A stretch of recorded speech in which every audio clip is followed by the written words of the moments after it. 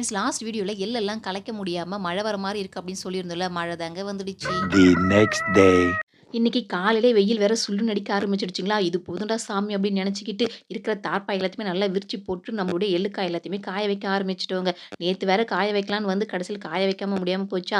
இன்னைக்கு விட்டுறவே கூடாது அப்படின்னு சொல்லிட்டு நல்ல தார்ப்பா ஃபுல்லாவே வந்து போட்டுட்டோங்க. நல்லா சரளமா காயட்டும் அப்படின்னு சொல்லிட்டு நம்ம காய் வேற பார்த்தீங்கன்னாக்கா இன்னும் கொஞ்சம் பழுப்பு கலர்லாம் இருக்கா. அது எல்லாமே மாறினதா பார்த்தாக்கா எள்ளு வேற கொட்டும். அதனால இன்னைக்கு விட்டுறவே கூடாதுன்னு சொல்லிட்டு ஃபுல்லா நல்லா காய வச்சுட்டோங்க. இன்னைக்கு ஒரு நாள் காஞ்சாலே போதும். நாளைக்கு வந்து பார்த்தோம்னாக்கா எள்ளுலாம் கொட்டிடுங்க. The next day. நேத்து அடிச்ச வெயில்ல நம்மளுடைய எள்ளுக்கெல்லாம் சூப்பரா காஞ்சு வந்துருச்சுங்க. இன்னைக்கும் காலையிலே வந்து எல்லாத்தையுமே கலைக்க ஆரம்பிச்சுட்டோம். இப்பலாம் என்னன்னே தெரியலங்க. சாயந்தரம் 5 மணி ஆச்சுனாலே மழை வேற வர ஆரம்பிக்குதா, அதுக்குள்ள எல்லாத்தையும் காய வச்சுடணும் அப்படின்னு சொல்லிட்டு வேக வேகமா எல்லாத்தையுமே கலச்சு விட்டுட்டு இருந்தோங்க. எள்ளுக்காய் எல்லாத்தையுமே நல்லா கையால இந்த மாதிரி எடுத்து அலசி விட்டேன்னு வச்சுக்கோங்களேன், நல்லா காத்தோடுங்க.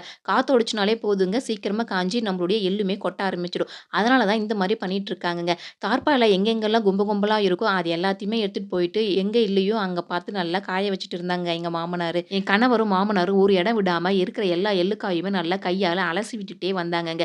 எள்ள பொறுத்தவரைக்கும் வெயில்ல தாங்க வேலை ஆகும். வெயில் அடிக்குதே அப்படின்னு சொல்லி பார்த்தோம்னு வச்சுக்கோங்களேன், வேலையே ஆகாது. வெயில்ல இந்த மாரி பண்ணாதாங்க எள்ளுக்காய் நல்லா வெடிச்சுமே வரும். இந்த மாதிரி எள்ள அலசி விடுறப்ப நல்லா படபடன்னு வெடிச்சு எள்ளுமே கொட்ட ஆரம்பிச்சுதுங்க. இன்னும் ஒரு 2 மணி நேரம் வெய்ய காஞ்சா போதுங்க. முக்காவாசி எள்ளு இன்னைக்கே கொட்டிக்கும். மீதியெல்லாம் நாளைக்கு காய வச்சோன்னு வச்சுக்கோங்களேன், அதுவுமே கொட்டிக்குங்க. என் கணவரும் மாமனாரும் இந்த மாரி நல்லா அலசி விட்டுட்டே இருந்தாங்கங்க அத ஃபுல்லாவே. இந்த மாதிரி அலசி விட்டுட்டே இருந்தோன்னு வச்சுக்கோங்களேன், எள்ளு நல்லாவே கொட்டுங்க.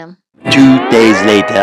நேத்து சாயந்தரம் கரெக்ட்டா சொல்லி வச்சாப்புல மழை வந்துருச்சுங்களா, அதனால கொட்டுன எள்ளு, சலங்க அப்படின்னு சொல்லிட்டு எல்லாத்தையும் நாங்க இங்கேயே தார்ப்பா வச்சு மூடி வச்சுட்டு கிளம்பிட்டோங்க. இன்னைக்கு காலையில வந்து சலிச்சிடலாம் அப்படின்னு சொல்லிட்டு ஒரே ஒரு தார்ப்பாய மட்டும் காய வச்சுட்டு, இந்த சலங்கைய வந்து தொறந்து விட வந்துட்டோங்க. நம்ம எள்ளு சலங்கையில இன்னும் எள்ளுலாம் இருக்குங்க. அதெல்லாம் வெயில்ல காஞ்சதாங்க நல்லாவே வெடிச்சு வரும். அதனால இப்ப தொறந்து விட்டுட்டு இருக்கோங்க. இந்த தார்ப்பா இருக்கு பாருங்க, இது வந்து நம்ம வயல்ல நெல்லு நடுறப்ப உரம் வாங்கிட்டு வருவோம்ல, அந்த சாக்க வச்சு நாங்களே தச்சதுங்க.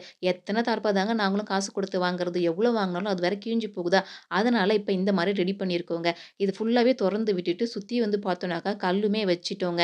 அப்பதான் வந்து பார்த்தோம்னா, தார்ப்பா பறக்காம இருக்குங்களா, அதனால இந்த மாரி பண்ணிட்டுருக்கோங்க. நல்ல வெயில் வரப்ப வந்து இந்த எள்ளு சலங்கைய கலச்சி விடணுங்க. அப்பதாங்க இதுல இருக்கிறதுமே வெடிச்சு வரும். இதுல இன்னும் 1/4 பங்கு இருக்குங்க.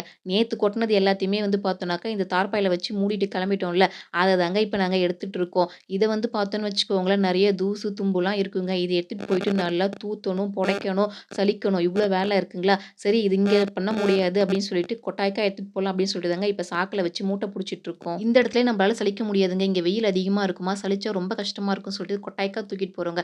அங்க போய் சலிச்சோம்னா கொஞ்சம் ஈஸியா இருக்கும். அப்புறம் ஒரே மூட்டையா புடிச்சாலும் தூக்கிட்டு போவ கழுத்து வலி எடுத்துக்கும். அதனால 2 மூட்டையா புடிச்சு ஆளுக்கு ஒரு மூட்டையா தூக்கிட்டு போயிடலாம் அப்படின்னு சொல்லிட்டு 2 மூட்டையா புடிச்சிட்டு இருக்கோங்க. ஃபுல்லா எலியும் பார்த்தோன்னு வச்சுக்கோங்களேன், ஒண்ணு விடாம எல்லாத்தையுமே நாங்க இந்த மாரி கொட்டி மூட்டையில புடிச்சு எடுத்துக்கிட்டோங்க. எல்லாமே வந்து பார்த்தோன்னு வச்சுக்கோங்களேன், போய் இப்ப சுத்தம் பண்ணணும். அதுதான் இப்ப பெரிய வேலையா இருக்குங்க. எவ்வளோக்கு எவ்வளோ பொருள சுத்தம் பண்றோமோ, அவ்வளோக்கு அவ்வளோ அந்த பொருள் தரமானதாவும் இருக்குங்க. இப்ப நாம போய் கடையில ஒரு பொருள் வாங்குனா, நல்லா இருந்தா தானே வாங்குவோம். அந்த மாரி தாங்க நம்மளுடைய பொருள் மத்தவங்களுக்கு தரணும். அதுதாங்க எங்களோட பாலிசி.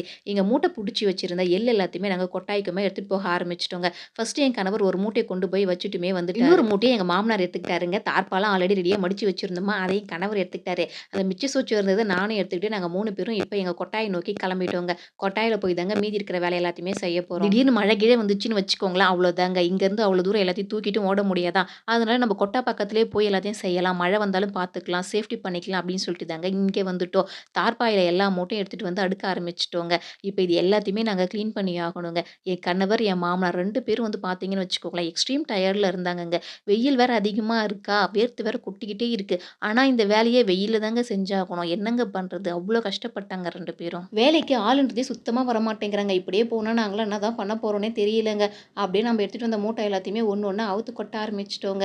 உங்களுக்கு பார்த்தாலே தெரியும் பாருங்க, எவ்வளோ தூசு தும்பு இருக்கு அப்படின்னு சொல்லி. இது எல்லாத்தையுமே சுத்தம் பண்ணணுங்க. அப்பதான் நமக்கு சுத்தமான எள்ளுமே கிடைக்கும். நாங்க இன்னும் ஒரு பேட்ச் எள்ளு வேற அறுக்கணுங்க. ஆள் ஆல்ரெடி சொல்லி தான் வச்சிருக்கிறோம். வந்துட்டா பரவாயில்லங்க. சப்போஸ் வரலன்னு வச்சுக்கோங்களேன், நாங்க என்ன பண்ண போறோம்னு நெனச்சாலே பயமா இருக்குங்க. இந்த மாரி ஆள் பற்றாக்குறை, அப்புறம் சரியான விலை இல்ல அப்படிங்கிற காரணத்தினாலேயே நெறைய பேர் வந்து பார்த்தோம்னாக்கா, விவசாயத்த விட்டு வேற வேலைக்கு போக ஆரம்பிச்சுட்டாங்க. அவங்களும் என்னதாங்க பண்ணுவாங்க. இது எள்ளு எல்லாத்தையும் இப்ப நாங்க ஒண்ணா கொட்டிட்டோங்களா, இது எல்லாத்தையுமே கொஞ்சம் கொஞ்சமா அள்ளி போட்டு நாங்க சலியாடைல சலிக்கணுங்க. இந்த சலியாட பார்த்தீங்கன்னாக்கா, ஒரு டைம் நாங்க தாங்க நெல்லு நட்டு இருந்தோங்க. அப்ப நல்ல மழை பெஞ்சு நெல்லெல்லாம் பார்த்தோம்னா தரையோட தரையா படுத்துக்கிச்சுங்க. மிஷின் வச்சு அறுக்கிறப்ப கொல்லிக்குள்ள இருக்கும்ல அந்த கல்லு, முள்ளு அப்படின்னு சொல்லிட்டு கட்டி கட்டியா எல்லாமே இந்த நெல்லு கூட கலந்து போச்சுங்க. வாங்கவே மாட்டேன்னு சொல்லிட்டாங்க. அப்புறம் என் கணவர் தாங்க இந்த மாரி சலியாட ரெடி பண்ணி, இப்ப எப்படி எள்ளு எடுத்து கொட்டுறோமோ, அந்த மாரி நெல் எடுத்து கொட்டி, சலிச்சு, அதுக்கப்புறம் தாங்க அந்த நெல்ல நாங்க வித்தோம். அந்த வேலைய எங்களால லைஃப் லாங் மறக்கவே முடியாதுங்க. அந்த போகம் நெல்லு நட்டுட்டு அவ்ளோ கஷ்டப்பட்டோம் நாங்க. இப்ப சரி அதே மாரி நம்ப எள்ளு இந்த மாரி தூத்துனாக்கா, கொஞ்சம் கஷ்டம் இல்லாம இருக்குமே அப்படின்னு சொல்லிட்டு தாங்க, இப்ப நாங்க இந்த மாரி சலிச்சு எடுத்துட்டு இருக்கோம். நல்லா தாங்க ஒர்க் அவுட் ஆயிட்டுருக்கு. பெரிய பெரிய அந்த தூசு தும்புல்ன்னு பார்த்தோன்னு வச்சுக்கோங்களேன், அதெல்லாம் மேலயே நின்னுடுது. ஏன்னா எள்ளு வந்து சிறுதானியம்ல, அதனால இந்த சின்ன சின்ன ஓட்டைக்குள்ள வந்து பார்த்தோம்னாக்கா, அது கீழ விழுந்துடும். இன்னைக்கு மாடுகள வேற மேய்ச்சலுக்கு எங்கேயும் ஓட்டி போய் கட்டவே இல்லையா, அவங்க வேற பாவமா பார்க்க ஆரம்பிச்சுட்டாங்க. இன்னும் வைக்க கூட போடலங்க. இந்த வேலையெல்லாம் முடிச்சுட்டு தான் அவங்க கிட்ட போகணும் அப்படின்னு சொல்லிட்டு, எல்லாம் பரபரன்னு செஞ்சுட்டு இருக்கோங்க நாங்க எல்லாருமே. சலியாடுல எள்ள கூட்டிட்டு இந்த மாரி தாங்க சலிப்பாங்க. இந்த மாதிரி ஆட்டுறப்ப பார்த்ததாலே தெரியும் பாருங்க உங்களுக்கு. எள்ளுலாம் அழகா கீழ விழுந்துடுதா, பெரிய பெரிய தூசு, குச்சி கொம்பு, அப்புறம் அந்த எள்ளு சலங்க அப்படின்னு சொல்லி இருக்கிறது எல்லாமே மேலாப்புல நின்னுடுமா, அத அப்படியே எடுத்துட்டு போய் நம்ம கீழ கொட்ட வேண்டியது தாங்க. இப்ப தான் ஃபர்ஸ்ட் டைம் இந்த சலியாட நாங்க யூஸ் பண்ணி எள்ளு சலிக்கிறோங்க. இதுக்கு முன்னாடி பார்த்தோன்னு வச்சுக்கோங்களேன், ரவுண்டா கண்ணு வச்ச சலியாடம் இருக்கும். உங்களுக்கு அதையுமே காமிக்கிறேன் பாருங்க. அதில தான் சலிப்போம். அதில வந்து இவ்வளோலாம் போட்டு சலிக்க முடியாது. இவ்வளோ ஃபாஸ்ட்டா வேலையும் ஆகாது. இது வந்து பார்த்தோன்னு வச்சுக்கோங்களேன், ரொம்பவே யூஸ்ஃபுல்லா இருக்குங்க எங்களுக்கு. சலியாடல சலிக்கிறப்ப பெரிய பெரிய குச்சி, தூசு, தும்புலாம் போயிட்டுருக்குங்க. ஆனா சின்ன சின்னதா இருக்கிறதெல்லாம் பார்த்தோம்னா, அப்படியே தாங்க இருக்கும். இத வந்து பார்த்தாக்கா, இப்ப தூத்தணுங்க. மொறத்துல இந்த மாரி எடுத்து தூத்துவாங்கங்க. காத்து வேற நல்லா அடிச்சுதா, சரி கையோட கை இப்பயே தூத்திடலாம், வேலை முடிஞ்சிடும் அப்படின்னு சொல்லிட்டு எங்க மாமனார் தூத்த ஆரம்பிச்சுட்டாருங்க.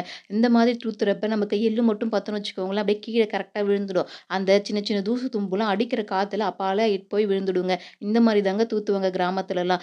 ஒரு பழமொழி கூட இருக்கும் பாருங்க, "காற்றுள்ள போதே தூற்றிக்கொள்" அப்படின்னு சொல்லிட்டு. இதுக்கு தாங்க அந்த மாரி சொல்லியிருப்பாங்கன்னு நெனைக்கிறேன் நானு. பஞ்சபூதங்களோட சப்போர்ட் இருந்தா மட்டும் தாங்க எங்களால ஒழுங்கா விவசாயத்த பண்ணவே முடியும். கரெக்ட்டான டைம்ல மழை பெய்யணும், கரெக்ட்டான டைம்ல வெயில் அடிக்கணும், கரெக்ட்டான டைம்ல காத்து அடிக்கணும். எல்லாமே ஒழுங்கா நடந்தா மட்டும் தாங்க விவசாயம் பண்ணி நல்லா நம்பளால சாப்பிட முடியும். எங்க மாமனார் இருக்கிற எல்லா எல்லையும் அழகா எடுத்து இந்த மாரி தூத்திக்கிட்டே இருந்தாருங்க. இந்த மாதிரி தூத்துறப்ப நமக்கு முக்காவாசி சின்ன சின்ன குச்சி அது எல்லாமே பறந்து போயிடுங்க. பட் இருந்தாலும் 1, 2 குச்சி, தூசெல்லாம் பார்த்தோன்னு வச்சுக்கோங்களேன், இந்த எள்ளு கூட தாங்க இருக்கும். அத வந்து நாம சின்னதா ஒரு ஜல்லியாடு இருக்குங்க. அத வச்சு நம்ம சலிச்சு எடுத்தாகணும். பாருங்க இப்ப காத்து அடிக்கல அப்படின்னு சொல்லிட்டு அப்படியே நின்னுட்டு இருக்காங்க. வேர்த்து வேற கொட்டுது. காத்து அடிக்கிறப்ப மட்டும் தாங்க நம்மளால தூத்த முடியும். சாயந்தரத்துல கூட இத செய்யலாங்க. ஆனா இப்பதான் சாயந்தரத்துல மழை வேற வருதா, அப்புறம் வேலை கெட்டு போயிடும் அப்படின்னு சொல்லிட்டு கஷ்டப்பட்டாலும் பரவாயில்லன்னு சொல்லி வெயில்லயே வந்து பார்த்தோன்னாக்கா, எங்க மாமனார் தூத்திட்டு இருக்காங்கங்க. விவசாயிகள் எல்லாருமே இவ்ளோ கஷ்டப்பட்டு தாங்க ஒரு பயிர விளைய வச்சு எடுக்குறாங்க. ஆனா, அவங்க கஷ்டப்பட்டதுக்கான பலனோ, இல்ல கூலியோ இன்னைய வரைக்கும் அவங்களுக்கு கரெக்ட்டா கிடைச்சதே கிடையாதுங்க.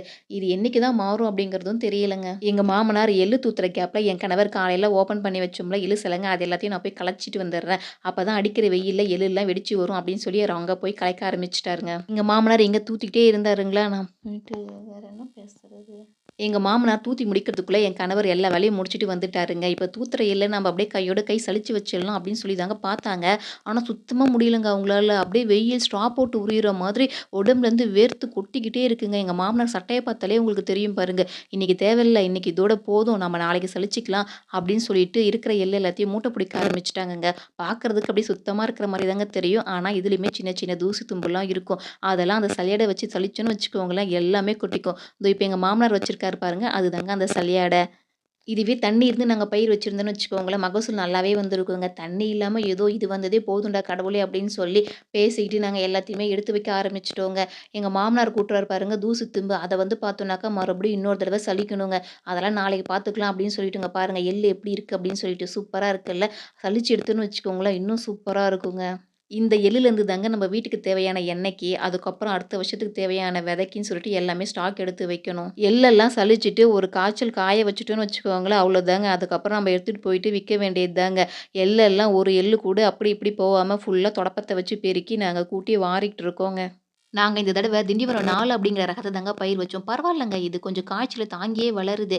நாங்க வேற டக்கு டக்குன்னு வேலைய பார்க்க ஆரம்பிச்சுட்டோங்க. மணி வேற ஆகுதா, பசி வேற எடுக்க ஆரம்பிச்சுடுச்சு. அங்க வேற ஆடு, மாடு வேற கட்ட ஆரம்பிச்சுச்சுங்களா, இந்த வேலையெல்லாம் முடிச்சுட்டு தான் அவங்க கிட்ட வேற போகணும். சரின்னு சொல்லி ஃபாஸ்ட்டா வேலைய பார்க்க ஆரம்பிச்சுட்டோங்க நாங்க. நாளைக்கு இந்த சலியட வச்சு தாங்க நம்ம எள்ளெல்லாம் சலிக்க போறோம். இந்த சலியடைக்கு உங்க ஊர்ல என்ன பேரு அப்படின்னு சொல்லிட்டு சொல்லுங்க. கரெக்ட்டா முடிக்கிற டைம்ல சுத்தமாவே முடியலங்க. ரொம்ப டயர்ட் ஆயிடுச்சு. இருந்தாலும் முடிச்சாகணுமே அப்டின்னு சொல்லிட்டு பல்ல கடிச்சிட்டு எல்லாரும் டக்கு டக்குன்னு வேலைய முடிச்சுட்டு, மூட்டைய கொண்டு போய் வச்சு மூடிட்டும் வந்தாச்சுங்க. அங்க வேற மாடு வேற கத்த ஆரம்பிச்சுடுச்சு. போய் பார்த்தா வைக்க வேற இல்ல. அப்புறம் என் கணவர் வண்டியிலேயே போயிட்டு ஒரு கட்டு வைக்க மட்டும் எடுத்துட்டு வந்து மாடுகளுக்கு தீவனமும் போட்டுட்டு வந்துட்டாங்கங்க. அந்த கேப்ல எங்க மாமனார் போய் சாப்பிட்டுட்டுமே வந்துட்டாரா, நான் போய் ஆடு எல்லாத்தையும் பூண்டு தரிச்சு ரெடியா வச்சிருந்தேன். எங்க மாமனார் வந்ததும் ஓட்டி விட்டுடலாம் அப்டின்னு சொல்லிட்டு. மணி வேற 10:30 ஆயிடுச்சுங்க ஆடு ஓட்டதுக்கு. ஆடுலாம் ரொம்பவே கயா முயான்னு கத்த ஆரம்பிச்சுடுச்சுங்க. அவர் வந்ததுக்கப்புறம் ஆட்டெல்லாம் ஓட்டி விட்டுட்டு நாங்களுமே கிளம்பிட்டோங்க. எங்க ஊர் சைட்லலாம் நாங்க எப்படி எள்ளெல்லாம் அறுவடை பண்றோம் அப்படின்னு சொல்லிட்டு இந்த வீடியோல ஃபுல்லாவே முடிஞ்ச வரைக்கும் காமிச்சிருக்கோங்க. வீடியோ எப்படி இருந்துச்சு அப்படின்னு சொல்லிட்டு மறக்காம கமெண்ட்ல சொல்லுங்க. அப்புறம் நம்ம வீடியோ பிடிச்சிருந்துச்சுன்னா மறக்காம சப்ஸ்கிரைப் பண்ணுங்க, ஷேர் பண்ணுங்க, கமெண்ட் பண்ணுங்க. Thank you.